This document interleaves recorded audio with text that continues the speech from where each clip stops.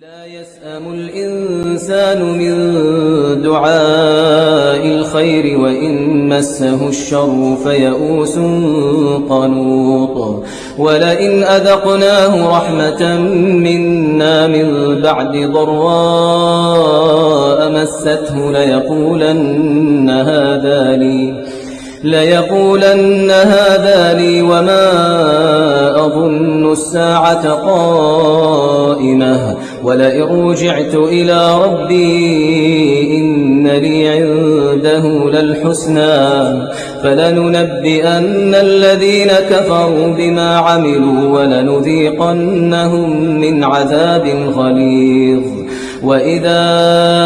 أنعمنا على الإنسان أعرض ونأى بجانبه وإذا مسه الشر فذو دعاء عريض